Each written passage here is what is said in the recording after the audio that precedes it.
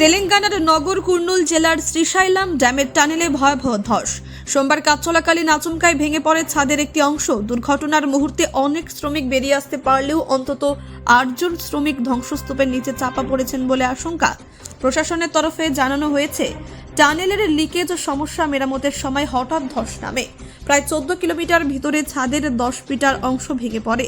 200 metre এলাকায় কাদামাটি ছড়িয়ে যায়, ফলে ভিতরে আটকে পড়েন শ্রমিকরা। জেলা শাসক বি সন্তোষ জানান, আটকে থাকা শ্রমিকদের সঙ্গে কোনো যোগাযোগ করা যাচ্ছে না।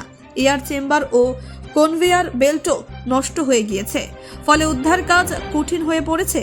তেলেঙ্গানার মুখ্যমন্ত্রী রেবন্ত রেড্ডি দুর্ঘটনার বিষয়ে উদ্বেগ প্রকাশ করেছেন।